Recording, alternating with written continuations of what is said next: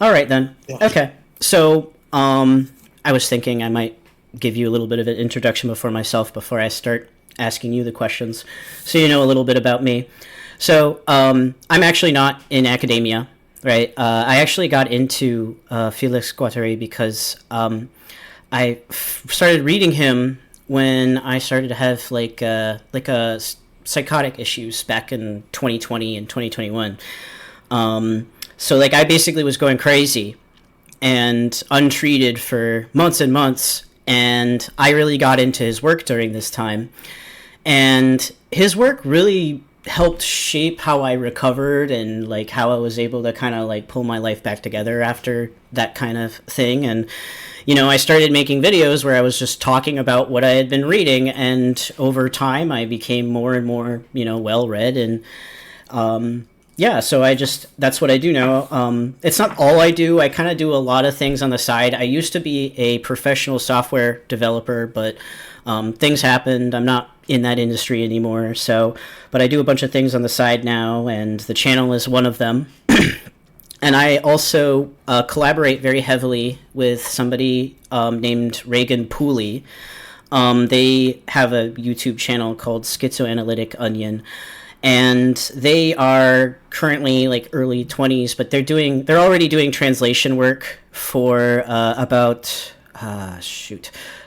it's one of the seminars for Félix Guattari back in the 1980s. I can't remember which ones, but it's the one where he's like starting to build like what would eventually come out in schizoanalytic cartographies. And then he's also translating, I'm pretty sure I'm pronouncing this wrong, by the way, but he's also translating the work of the semiotician Hemslev as well. So they're doing a lot of work, and they're also schizophrenic as well. So like basically we kind of came together because we're both kind of like, yeah, this guy gets us, So now you know a little bit more about me. I'm interested in hearing about how you got into things, because you came in really early. That's really surprising. Um, I think it really has to do with the I think I told you previously already. So my background is first of all in psychology. Mm-hmm. I was trained as a psychologist, and for quite a period of time, I thought I actually would become a sort of clinical psychologist. Actually worked also in the field for 2 years or so. Oh, cool. And but I also got a training in philosophy, and that sort of already announced my turn to more theoretical issues. Actually, one of the things that I thought was difficult in the clinical context was the how should I put this, the dependency of psychologists, psychiatrists. That is, there was a clear sort of hierarchy between psychiatrists and psychologists. So I was basically always told what I had to do, and it was mostly sort of diagnostic work, and I was frustrated with that. And the psychology I was trained in, I should add, is also not the sort of usual standard academic psychology that is known today. It was, a sort of school of thought, you can say, that was called critical psychology. And so this happened at the Free University in Berlin in the late 1970s, in the vein of the student movement. And it basically was a kind of Marxist psychology, an attempt to create a Marxist psychology. And when I arrived there in the mid 80s, they were all into sort of Marx on the one side and sort of orthodox Marxism on the one side, and Foucault on the other side. And I always thought, together with two or three of my friends at the time, there should be other ways to keep up with some sort of critical psychology. And for some reason, we started reading and this is basically how it all started in 1984 or 85 or something. And when we started reading this, our interest was, coming from psychology. And this is why we didn't look so much after or at Deleuze. We were more interested in Guattari. And it was me who then sort of thought and decided I would like to know this in more detail, and then started to look for funding for a PhD on Guattari, basically. And this, for some miraculous reason at the time, was accepted. And then I could sort of start working on this, and then went to France. And yeah, but at that time, I think I already also told you this story. Félix Guattari was already dead. He died in 1992. I went to Paris in 1993, and then sort of, also went to Laborde and was confronted with a context in Paris and in Cauchy-Berny or two that were heavily marked or quite important for Félix Guattari. But, he was basically not anymore there. And so I started talking to the people who knew him and who had worked with him, and then turned this into a PhD. Yeah, that's more or less the story how I got interested in him. That's really cool. I'm actually really interested in hearing more about, now that you've told me about the hierarchical differences within like clinical psychiatry as you experience them, and like what did reading held Marx and Foucault, but also Deleuze and Guattari, especially Guattari, like reveal through that. It's very interesting because Guattari obviously was very heavily influential in various anti-psychiatry movements, which how I feel like personally as somebody who's had like serious mental illness episodes and stuff. I feel like okay, so these various anti-psychiatry movements often like failed. Like for example, R.D. Laing, which as you know Guattari was very critical of, even though they were friends. Basically, they made mistakes, but there's this thing that's often missed in the discourse when talking about it, at least in America, right? Where it's like what they were trying to do politically, right? And what they were trying to dismantle politically. And, you can kind of see how that interacts with like what they were trying to do with the horizontalization of various labor classes in Laborde and stuff like that. And I'm interested in hearing like your perspective on what you experienced and how that kind of plugs into, what Guattari was talking about. It's a complex, I would say. Oh yeah, I imagine. First of all, it's true. He was critical of R.D. Laing and also of stuff that people like Cooper and the anti-psychiatrists would be doing. Mm-hmm. And the main point is really that Guattari worked within this sort of tradition that was called institutional psychotherapy. And institutional psychotherapy, as it emerged in the mid-1940s to mid-1950s, up until the foundation of Laborde. The main idea of institutional psychotherapy, as defined by François Toscaïès, Jean Houry, and other protagonists of the movement, was basically that the clinic itself, the institution itself, is a means for doing therapy, right? It's a sort of, I would say, it's a medium of doing therapy. So from their perspective, it would actually make no sense to do away with the institution, right?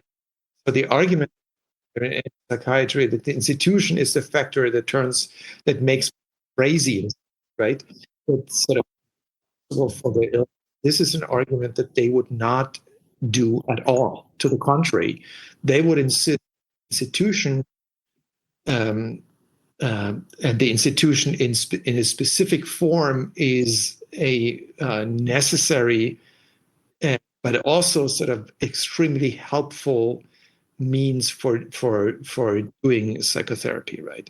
And now it's obviously not sort of the normal understanding of institution that comes into play here. It's a rather sort of reflected use of the term institution. It's not sort of addressing the sort of the established clinics or forms of psychotherapy, what they understand by institution is really a space that is open, to definition by the patients, or rather the guests, as they put it in the board, right? The pensionnaires. And this is why there was a system of rotating the tasks, right? It was meant to contribute to the openness of the inner openness of the institution, by having sort of various, shifts in perspective, that you would sort of, as a nurse, you would also do administrative work. As a patient, you would sort of be responsible for stuff that is happening in the kitchen and so on and so forth. And all this sort of rotation would be directed towards the goal of making the institution a sort of helpful and livable space where you can actually unfold your experience of madness, right? And that's, I think, of the entire endeavor that Guattari was involved in. And in Laborde, his task was basically to organize the rotation of tasks, right? Yeah, he was like an organizer of like the activities.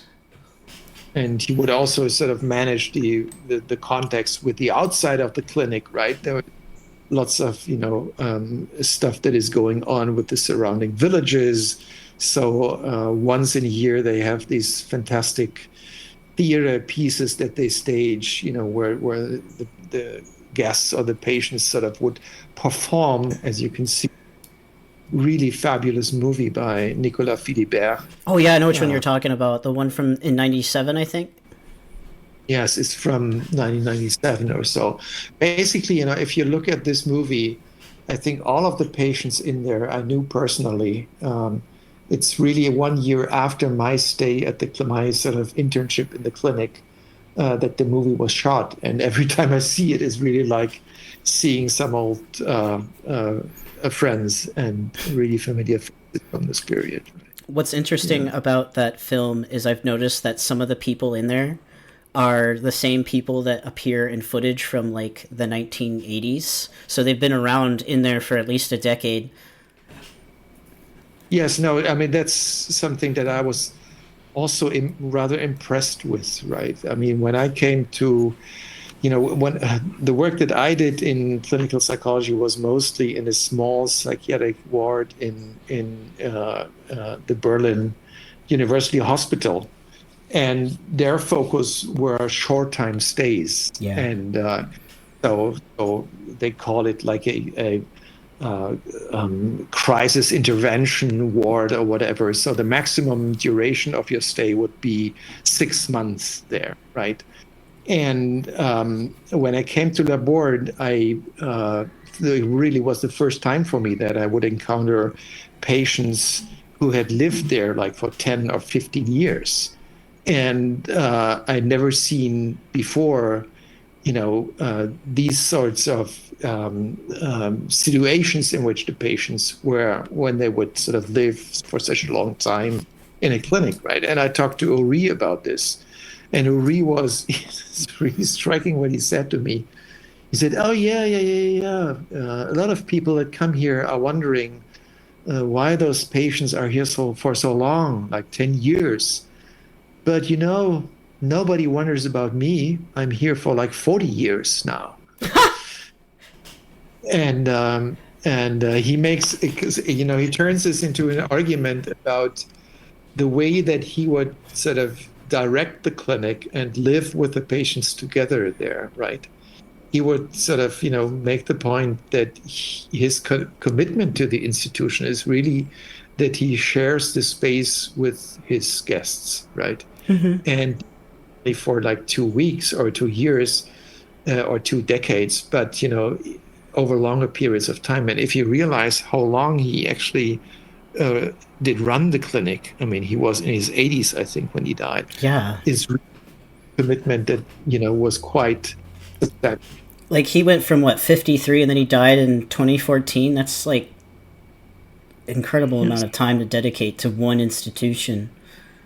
one institution and to a specific, as he put it in one of those interviews with him, into this specific population that he likes to live with. Yeah.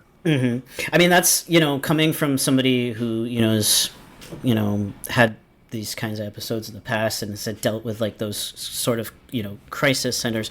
I mean, what's kind of crazy is that when I was institutionalized in 2021, which was, I was really messed up. I could barely, I can't even remember very well what happened back then. At that point, I was just like completely disorganized and just couldn't, I couldn't function at all. And I was only there for 6 days because in the United States, they just cut everything. There's no, unless it's it's one of those state-run institutions, which I don't even know if they do anymore. You're pretty much in and out like a rotating door. And this had a big impact. A big part of the impact for me, reading about Guattari, was not even his theory so much, but what he was doing, both politically and psychiatrically in his work. Because you talk about how the patients in the institution were not just patients that were being treated by the sort of psychiatric processing machine to put them back on the road, but rather this relationship with guests. It's almost like its own kind of theater where they are a part of the process. They're important. They're essential to it.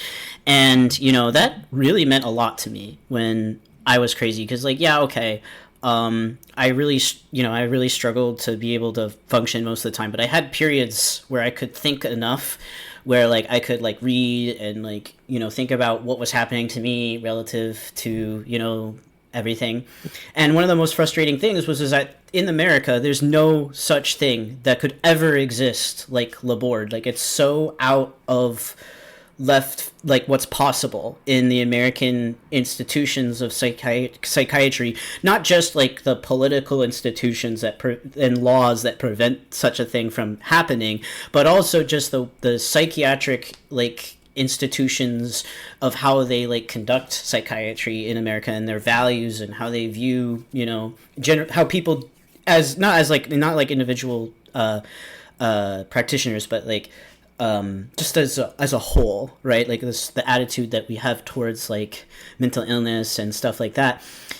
And that was really upsetting and frustrating to me, to the point where by the time I was hospitalized, I know for a matter of fact I was hallucinating other people, and I was interpreting them as catatonic patients who were just standing in a facility, because I kept hallucinating that I was actually at Laborde, because that's where I really wanted to be, because I needed an institution of structure to provide the scaffolding for me to be able to even make sense of myself again. And I still require that scaffolding, but I've had to construct it through my social relations and my projects and everything. It's you could even say it's very deterritorialized, but just to be able to survive in this bullshit condition that they expect American schizophrenics to live under, right? And then you see something like Laborde, and it just blows your fucking mind. You're just oh my god, these people actually not only it's one of the things that I really like about Guattari, and I kind of mentioned this in the email, but I really like that he positions the schizophrenic as a important political figure. He's not saying obviously that schizophrenics should run the revolution, and he's always been trying to criticize that ever since people have been saying that ever since the release of Anti-Oedipus. But he actually takes seriously the schizophrenic, and Uri does it too. He's just got a different perspective on how to deal with psychiatry. The way I always interpreted the difference between Uri and Guattari is that Guattari wants to completely revolutionize how people think in and outside of the institution. He wants to build new institutions that we've never even seen before, right? Well, Uri's kind of more about giving these people a safe place to stay, because how institutional psychotherapy was a response to the horrors of World War II, and how the Nazi occupation of France led to like mass killings of schizophrenics through starvation campaigns and stuff. And so I just think I think it's very interesting that Laborde as an institution was able to not only produce like a place for schizophrenics to like live and function, but also they were able to produce all these different perspectives on like from, you know, everyone involved really on how to politically like orient themselves in this. And I think to kind of move into my next question, which is just that, you know, one of the problems I think in Deleuze studies in general, right, which back in 2024, I actually flew over to the Netherlands and attended the Deleuze-Guattari camp 2024. And I had a good time, but my biggest complaint was that they talked more about people dropping acid and LSD and other hallucinogenic substances than they talked about schizophrenics, right? And I feel like there's almost like this sanitation of the schizophrenic subject to the point where like they treat, you know, there's a lot of discourse that treats schizophrenia as kind of like a metaphor without, you know, acknowledging this whole entire clinical history, which is actually, this is part of the reason why I was really interested in interviewing you, because I feel like you'd reveal so much about this, because it's not really so much in the English texts yet. But like, but you see where I'm getting at. Like, I'm interested in just kind of like your opinion on like how the schizophrenic subject gets erased in the discussion of Deleuze and Guattari, and how you think that might change, maybe through like, you know, how introducing Guattari's unique contributions to the discussion and things like that. Yeah, so it's, you know, you're addressing very interesting and important points. I really like what you said about scaffolding, and I would think that this is really a terminology that Guattari also had used, and it's a very interesting and crucial, I think, mention of psychic or life in general, right? To find this sort of this thing that is required to and this is really the function of the institution that both of them, Uri and Guattari, were defining, I think. But to move on to your question, yeah, I mean, how and why was this schizophrenic erased from Deleuze studies or the discourse connected to Deleuze and Guattari? Yeah, you know, it happened, I would say. It really was erased, and you know, I can only speculate about the causes. But one impression that I have, I'm not going to the Deleuze studies conferences, and I'm not. Yeah, I see that this is happening, that there is a field that's calling itself Deleuze Studies, and now it's called Deleuze and Guattari Studies, I think, and that there is a journal and so on and so forth. I'm not really believing in sort of, you know, turning Deleuze and Guattari into an, yeah, I'm not really believing in turning this into an academic discourse or subject matter. So I agree with that entirely. Sorry to interrupt, but I agree with that entirely. That's a big part of the motivation behind my channel, because, you know, as a non-academic who got into this stuff, I'm like, this does not belong in an ivory tower. People, you know, on the streets need to understand what this is being said. Right. Yeah, but you know, what happened is academia has, you know, when I started my PhD, it was, I don't know how exactly, you know, why exactly my topic was accepted, but, you know, my sort of trick, in a sense, was to present Guattari's work as a potential contribution to understanding man-machine interactions, right? Oh, yeah. And somehow they bought into this, right? And so my director was a developmental psychologist working with handicapped children. And at the time, in the 1980s, they were experimenting with sort of proto laptops, the computer stuff that they would give to those children. Oh, you mean like those AAC devices? Yeah, the sort of how did they call it at the time? something like communication, facilitated communication or whatever. I don't recall the term. And that was, the angle from which my advisor would accept the topic, right? And he said, "Oh yeah, if you have something that could contribute to sort of an interesting perspective on man-machine interactions, you're welcome." But I also recall at the time when I would talk to Deleuzians in academia that were not really frequent at the time. So in the late 1980s, early 1990s, it was hard actually to meet somebody within Germany who would work on Guattari, work on Deleuze even, right? This was starting. And if you would have the chance to meet somebody who would, for example, the German translator of most of Deleuze's work, Josef Vogel, I remember very well how told me, "Oh, you did psychology? That's such a boring discipline. How could you do that?" And so, the notion that there was something like a institutional context behind that there was a serious collaboration with somebody who was a political activist and who was a practicing psychoanalyst. I mean, all of this was sort of, pushed to the side, and they went straight on to discover or construct, rather, Deleuze as a philosopher, right? And as such, was accepted in the academic discourse. But Guattari, in a sense, never was accepted. And I would say up until today, he, think of what Slavoj Žižek has said about Guattari and Deleuze, where he says, this is the biggest mistake that Deleuze ever did was working with this idiot. Yeah, and it's really the contrary of what I'm thinking.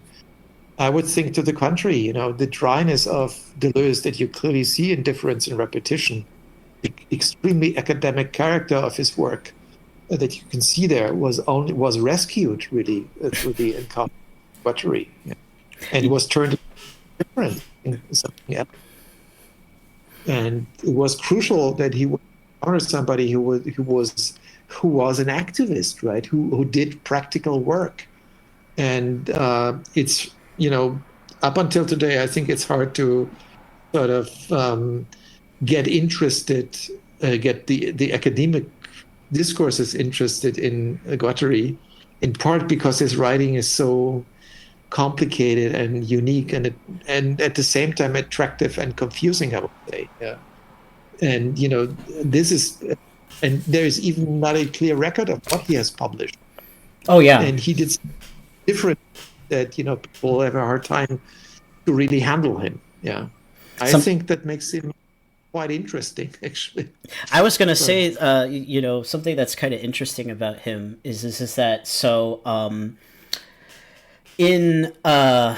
in English-speaking circles, I suspect a big part of the reason why he was dismissed was because of events in the 1990s in American academic institutions, which were a reaction to French left-wing theorists getting more involved with not them directly, but their work being more read and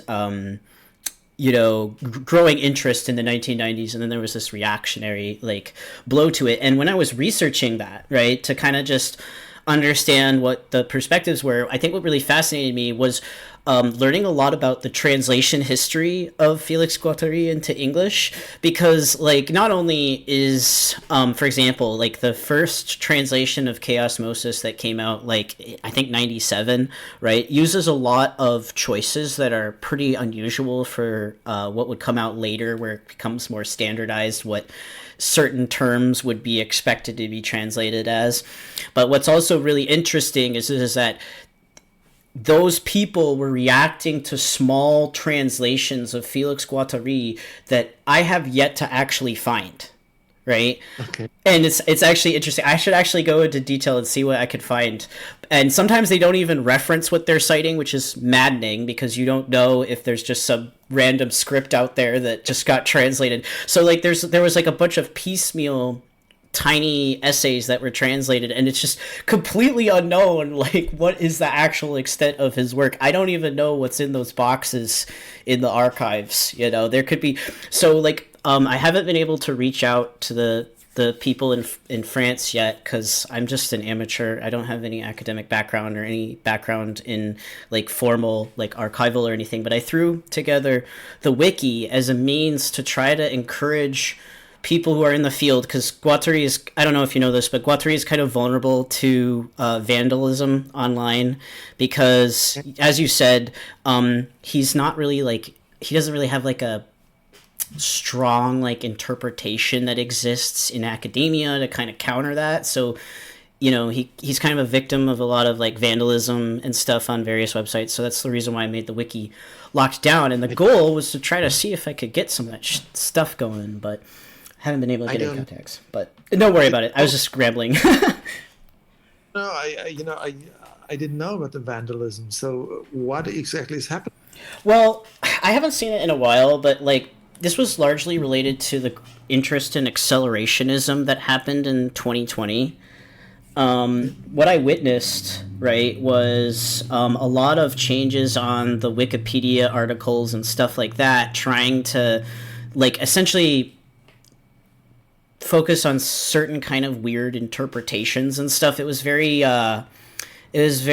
like very questionable stuff. So like, people would often take like quotes out of context, and then they would try to push certain narratives, and then they would reflect that back onto various online sources like Wikipedia and stuff. I would say that the current article is a lot better than what it was in 2020, but it was a mess for a while.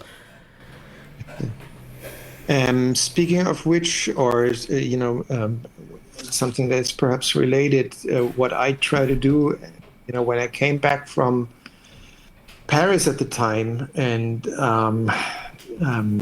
basically had my PhD done, one of the things I try to do with respect to Guattari was actually establishing a kind of bibliography. And I'm not sure if you've seen it online. So, this is still, I posted it on Academia, I think. And I also try to track the translations, so into English, right? Mm-hmm. And this might be helpful also in creating this wiki that you're doing, perhaps. You can, that would be very valuable. I could send it again to you. It was something like a paradox task, I felt at the time, because I would offer a sort of, I was trying to bring order into this sort of publication chaos that Guattari left, when he died. It's really hard to understand exactly, what he published and where he published. And since there's also now a lot of posthumous publications, I didn't really keep track of this. And so it also would have to, be updated with respect to publications after, I think I did this in 2000 or something. And anyways, we could still use it as we could still use it as like a launch pad or a starting point. Absolutely. No, I'd be happy to see this, surviving somewhere. It was dumped in some sort of obscure psychoanalytic journal at the time. And, but that's, something. When I was in Paris, I spent this time, I had this internship at Laborde, but at Paris, I pursued my life as a doctoral student, and I spent most of my time in the libraries, and I try to get hold of every sort of single piece of article that I could find, that was signed by Guattari, and thought it would be the natural starting point, establishing sort of archive that really would offer a more or less complete overview about his writing. But as I stopped keeping track of his publications after 2000, I would think. Yeah. But I'm happy to send it to you. Sure, thanks. Yeah, he's kind of a whirlwind of chaos, isn't he? Wouldn't have it any other way though. Let's see. So, first, before I start asking you about the Guattari-Tapes, let me think. I just had it on the tip of my tongue. I have really bad memory. Actually, you know what? Just how about you just talk about, the Guattari-Tapes? Because I did go through the copy that you shared with me. I greatly enjoyed it, by the way. That it was one of my it's probably one of my favorite things that I've read in a while with Guattari's work, because it's very novel in comparison to what's already translated, because a lot of it doesn't focus on the psychiatric side in English, right? Like, you get a little bit of it in psychoanalysis and transversality and a couple of spots here and there, but there's like this burning question, in my mind, that that's just like, well, how was his how was his psychiatric practice? And those tapes revealed a lot just from what I was reading, and I'm interested in hearing more about just the process of it. You kind of went over it a little bit earlier, but like kind of like what was the experience of it? What were the people? Discuss a bit about the people that you interviewed, things like that. And so if the question, what Guattari's kind of psychotherapeutic practice, he was not a psychiatrist, obviously. Yeah. So Uri would be, he would have the medical background. He was trained as a psychiatrist, really. And Guattari, I mean, that's also a striking fact, I think, that needs to be seen and appreciated. He never really, finished any sort of studies. He has no degree. He is a complete self-made man. And he sort of Uri from his youth. I think he got in touch with Uri's brother when he was like 13 or 15 or whatever. Yeah, I think that's what happened. And Fernand Uri was, a teacher basically, and a sort of pedagogical innovator. And it's through him that Jean Uri would actually meet, and that they both would meet. And, it's true that Guattari, once Laborde was established in 1953, was working there not only as a sort of administrative guy, he also was actively involved in treating patients and taking care of patients. And there's this one sort of example of his, if you like, of a case study that he offers, which is the... you talk about RA? Right, which is the sort of his story about RA. Right? That one's fascinating. I just want to say, because like I said, I'm a former computer programmer, so the man-machine interface is very interesting to me as well. And like reading that was so cool, because it was like this experimentation with constructing. Like you have somebody who has a very disjointed subjectivity. They can't sew themselves back together. And the way that they approached that was giving, a way that Félix approached that was by giving a surface through technology to almost spread out their mind, right? So like one example that I gave years ago about what the body without organs kind of like is what direction it's going toward, the limit that it's moving towards, right, was that I said, like, say that you have your brain, right, and you memorize everything in your brain, right, but over time your brain can't remember things as well, and so what you do is you use notes, and then your brain becomes spread out between the notes. But the reality is that even before our memory really starts to decay, our understanding of memory and our understanding of all these things are dependent on these like things that we see and experience that remind us, that we create these kind of these repetitions from just like how like people who are very traumatized might see something that reminds them of the trauma, but that's going on all the time.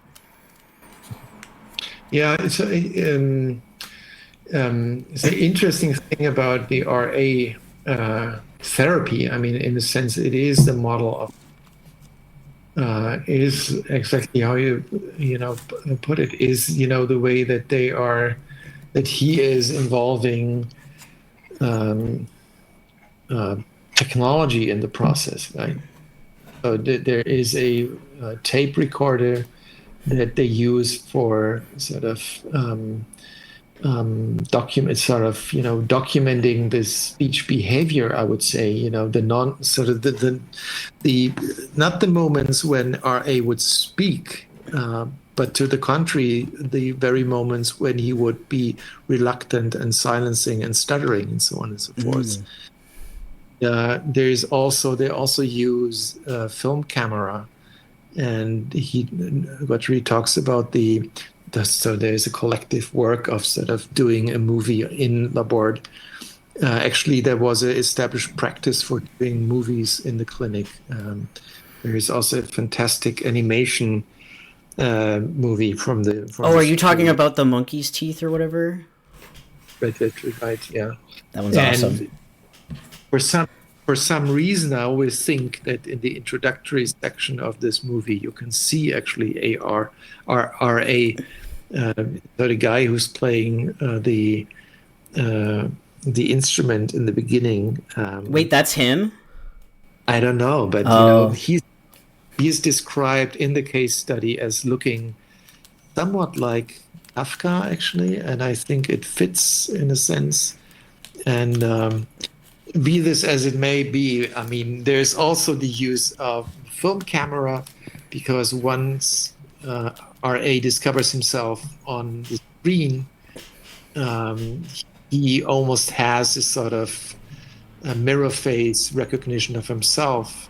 And then there's obviously use of the typewriter, right? Mm-hmm. So he's asked to write a journal. So Guattari encourages him to write a journal, and at some point he's also encouraging him to type excerpts from the journal on paper. He also, recommends that he should type and copy Kafka's novel On the Castle and so on. And so if you look at it from today's perspective, and it's really about bringing machines, or rather technical media, into the field of psychotherapy, use them for sort of reconstructing the subject that apparently was lost, right? Or rather, to produce a new kind of subjectivity by means of these technologies. I think what's also really interesting about the Kafka example, so like, remember how he actually like dresses up like Kafka at one point, right? And to me, it seems pretty obvious that RA kind of uses like almost like the subjectivity of writing Kafka's writing as a way to like use Kafka as a scaffolding to kind of construct himself again. And it's interesting because it's not just technology, but it's also like the media that's produced through the technology. See, like one of my interests, like this is again, like Félix, I'm not somebody who's in academia or even graduated university. So, but one of my interests, so I make indie video games on the side sometimes, and I like to think a lot about how the way that I just create the machine interface that a player interacts with, interacts with how the narrative is constructed, how the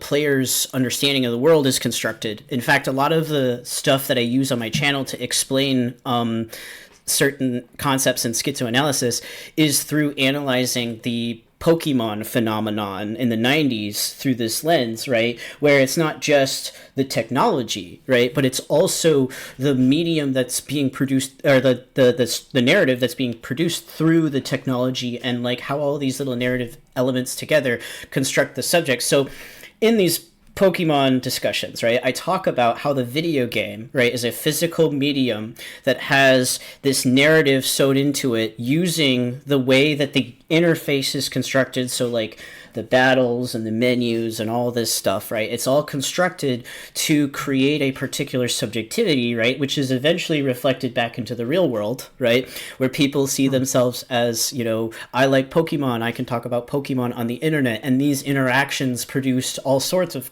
very interesting machines, right?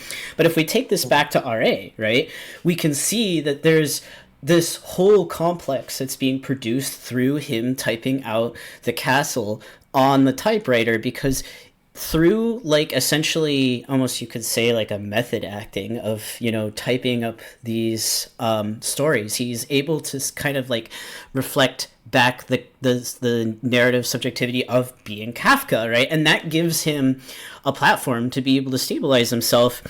And I think about this a lot because so one thing I really love about that monograph, right, is that at the end Felix doesn't say that he's cured, right? Felix specifically states that he has the structure to be able to understand and deal with his illness, right? That's so important because it means that he went from not being able to construct anything at all to having a scaffolding to actually start the process of recovery, right? As opposed to just being cured, right?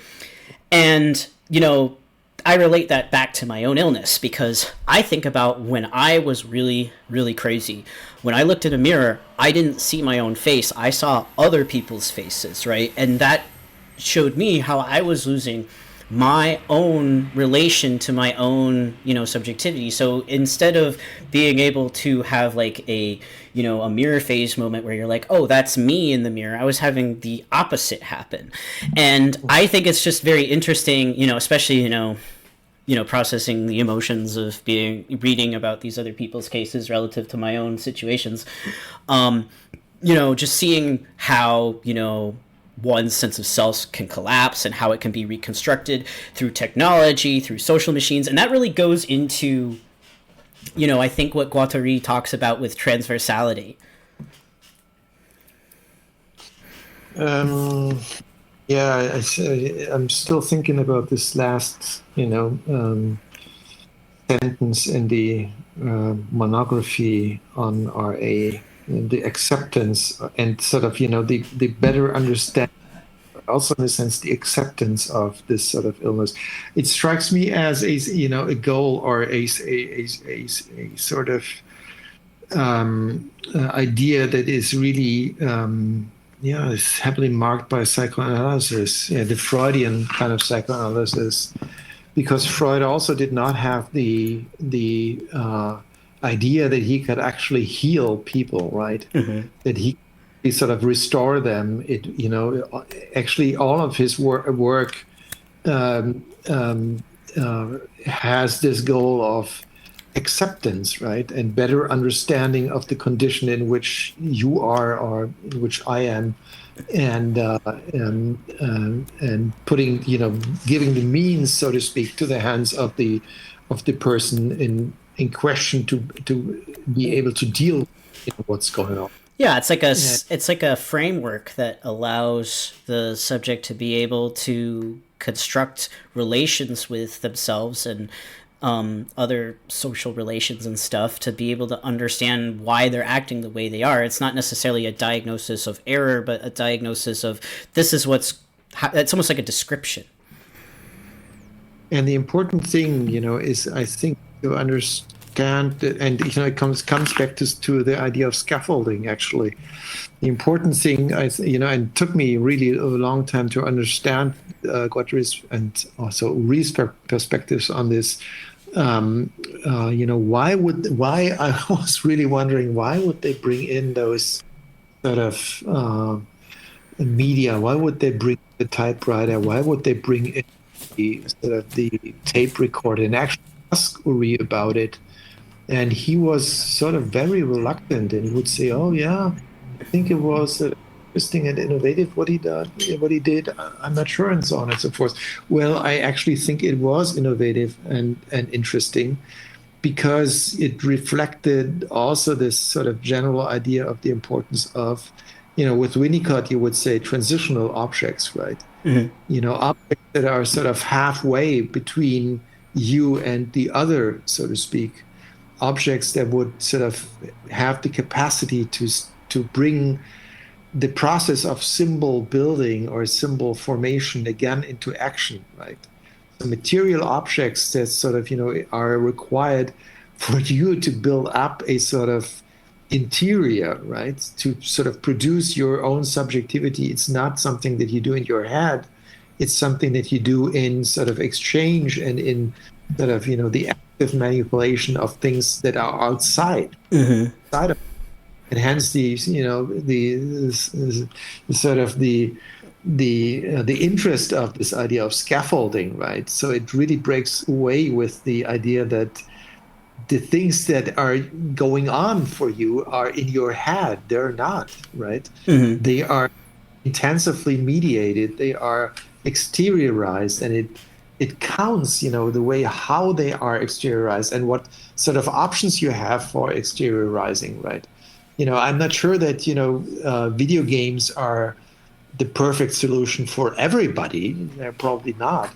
Yeah. Uh, and I see that for some, it is the perfect solution, and it actually can contribute to create to scaffold sort of subjectivity and to produce subjectivity, right? And for others, it might be a sort of, I don't know, it might be a sort of musical instrument, or it might be a tool, or if you think of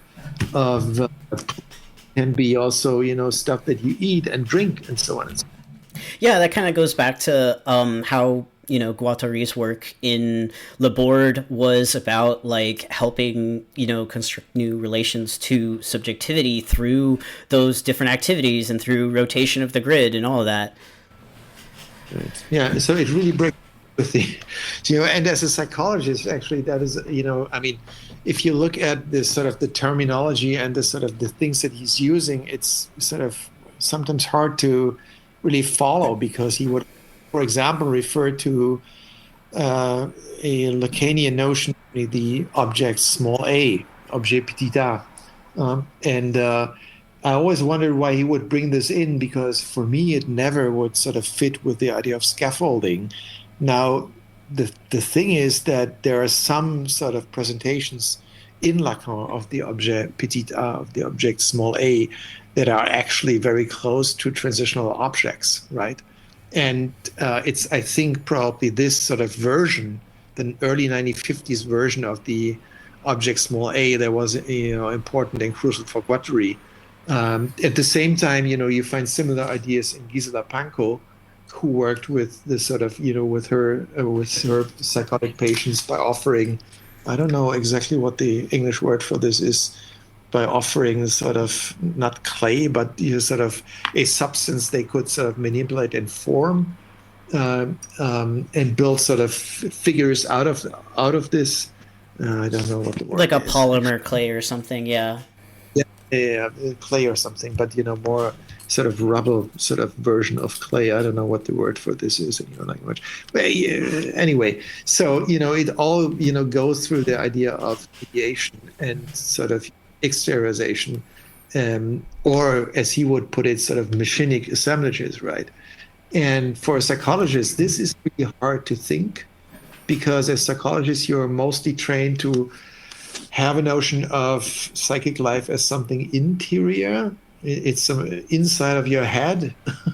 And if you would confront psychologists with this sort of rather radical notion of the exterior, of the extimacy, as Lacan would put it at some point, they have difficulties to get it. And this also in part explains why they would be so inefficient in sort of their therapeutic approaches. They would not go for a tape recorder. They would simply try to deeper dig into the interior that exists in yourself. Right? Yeah. And whereas Guattari would sort of go for more openness. He would always claim find ways that open up your world, right? Mm-hmm. That lead to something different, that sort of open your horizon, that create possibilities. And machinic assemblages or machines in that vector, I would. I was just thinking, so like a kind of like, I wouldn't say like a counter example, but I would say more like an example of things going in the opposite direction of what Guattari was trying to achieve. So like instead of opening the horse blinders, they're closing them, right? Is when I think about the user interfaces that people interact with social media, which have become so essential to so many discourses, just in general, right? So I don't know how familiar you are with like just interacting online, but I'll just kind of give a quick overview. But in the 1990s, the way that we often interacted online was through things like IRC channels and stuff like that. And there was a transition starting in the 1990s, at least in the United States, towards more corporate ways of communication and corporatization of the internet. And a big part of this was control of the user interface.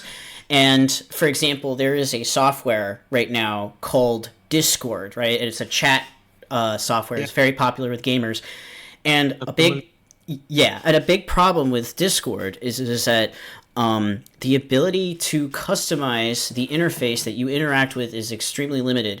They can detect when you're using a different client than the official client, right? And they will ban your account, right? You can't modify things, and the reason why is because in order to gain access to modifications, you have to pay for their special premium service, right? And this has led to issues with, for example, disability accessibility, right? Where because they wanted to control very heavily, how people interact with these things, there's often gaps in accessibility, which in the past may have been fixed by like a developer, hacking around. But Discord's model is just built specifically to control how users engage with the application, so that either they give a lot of their data away, or they are spending money, or they're they're advertising various products to them, like video games and stuff. And we see this all over social media and different kind of revenue models. And what this has led to is that people interact with a surface of like communication expression that is so much more narrow than what we had 30 years ago. I'm 30 years old. I was born in 93, right? And I have witnessed this narrowing of how we can even express ourselves and experience things because of the narrowing of the surfaces that we actually interact, my generation, younger generations interact with online and stuff. And this has profound consequences for the people of my generation and younger, because we've got we have increased issues with mental health and increased issues with anxiety and all sorts of problems just getting worse and worse, because we are put into this kind of narrow box of being able to express ourselves instead of this other kind of relationship with machines. And it's very interesting because it's not purely everything's being crushed. We have things like the open source movement and various other political initiatives within the software and machine industries that encourage a more open approach to being able to modify user interfaces and stuff. But what's interesting in those problems is that there's still a hierarchy imposed from the creators to the users, which limits their ability to express themselves, which is often expressed through, one, the difficulty of changing the software, and two, a general hostility towards users who don't just accept the way that the software is designed, which again leads to a lot of issues with disability accessibility in open source projects, which is often neglected, right?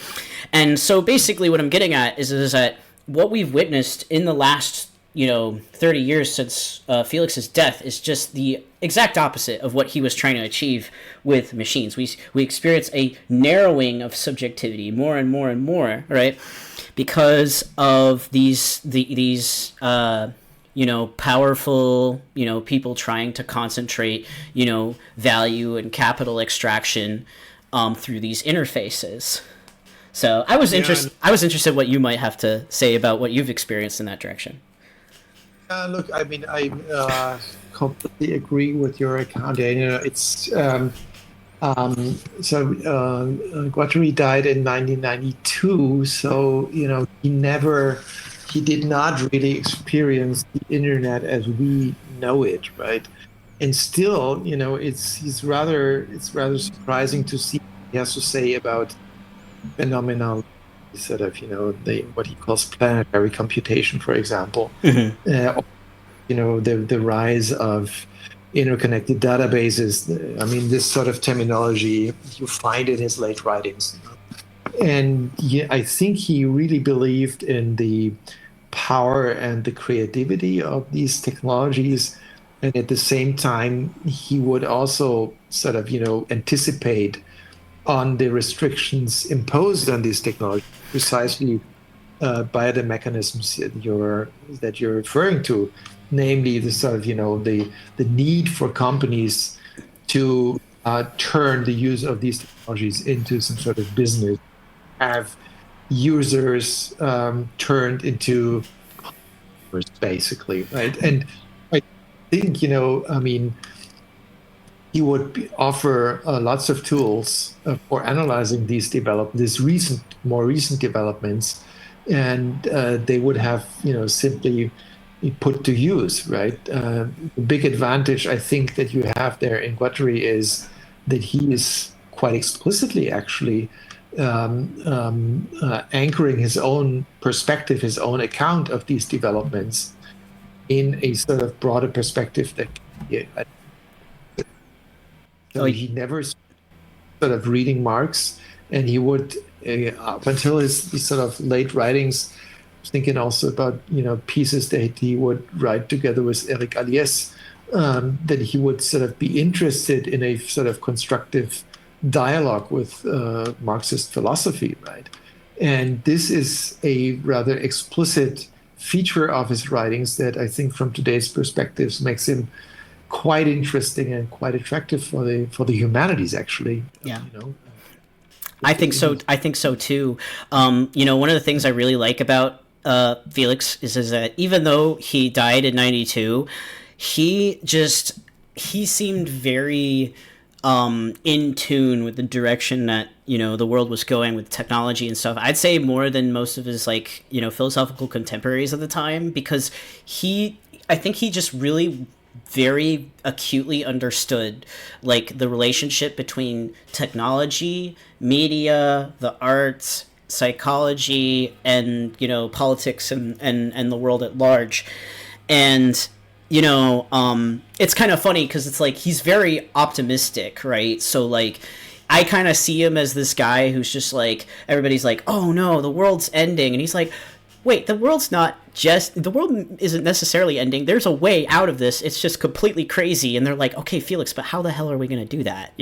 So he has these far out optimism, right? Even though it's really hard to access the possibility for that. And I think that's really important, because even if if you miss the moon, you still aim for the stars, which is an idiom in English, meaning that you could you're still going somewhere important if you have that energy, right? And so his writing, I'm almost wrapping this up. His writing comes off as a little bit naive sometimes, right? But he's still very in tune with how things actually ended up developing, and it makes it even more tantalizing to try to understand, for example, what he was actually envisioning with his idea of a post-media future and stuff like that. Yeah, right. Yeah, no. Look, I think I mean, some of his claims might seem, from today's point of view, or perhaps exaggerated and optimistic in a sort of, exaggerated way. And I'm not sure, really, if this is the way I think he is. It's just appropriate to point out actually would have the technological possibilities to turn much better than right now. And he's, I think, very realistic in seeing the possibilities that modern technology and science are offering for turning this planet into something wonderful.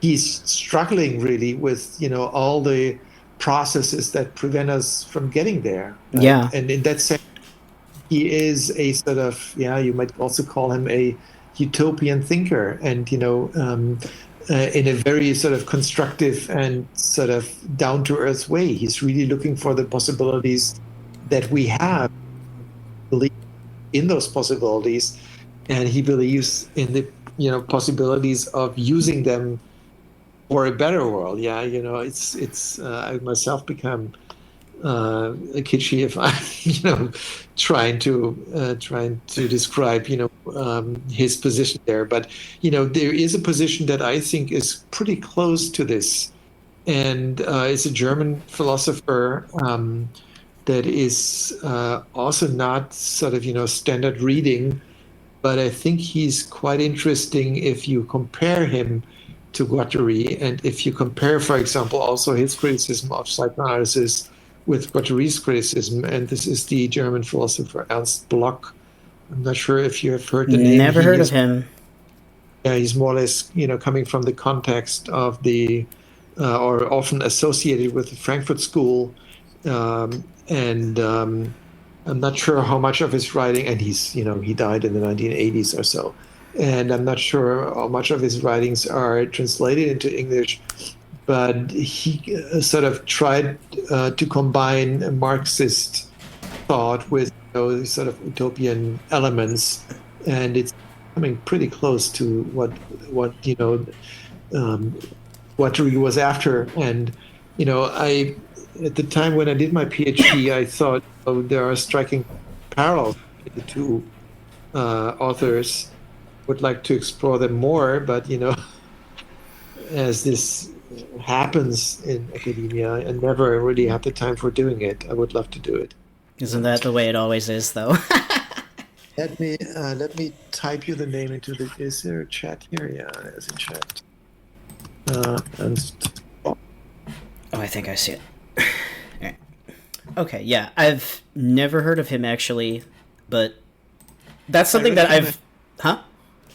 I really recommend him. He has extremely interesting things to say also about materialism and sort of the ways to understand matter as something active and sort of not dead but vital and so on and so forth. It's really interesting, and a substantial philosopher. It's a really important guy. I'm looking him up on Wikipedia real quick. He looks pretty interesting. Yeah, see, so that's something I've noticed just as like somebody who's both non-academic and in the States.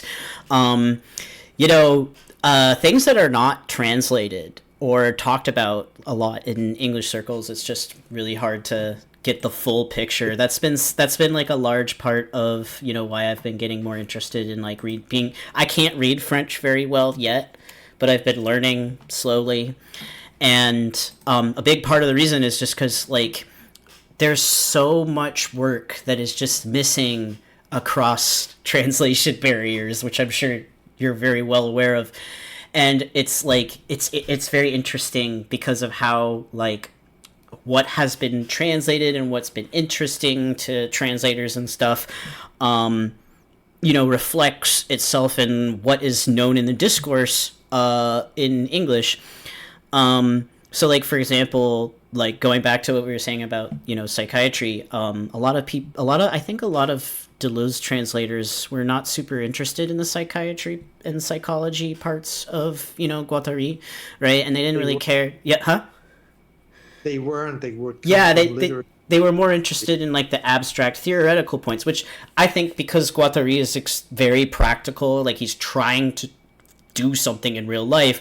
Without that context, a lot of the theoretical content is missing. So this kind of led to like, people kind of like translating him more as a curiosity, but like they kind of, it's very strange. Some people read Guattari, like they think he's kind of like almost like a weird, like prophetic schizophrenic sage or something, when in reality he's kind of just like a very committed, optimistic, Marxist psychoanalyst nerd. Honestly, like he's a huge nerd. That's part of the reason why I love him, because he's always talking about like he's one of the things I really like about his writing actually is how he intersects like concepts that come from his various readings. Like I love how he combines his own conception of black holes with like studying the territoriality of like bird song and stuff like that. Like it's just this fascinating assemblage of all of these things that come together, and it's not merely just him talking about his interests. He's really trying to take those concepts and put them together into something much more complete. So I yeah. recently had it here with a philosopher who would claim that Guattari also was a philosopher, and he would treat him as a philosopher, right? And compare him to Aristotle, compare him to Descartes, whatever. And I must say, this does not really convince me.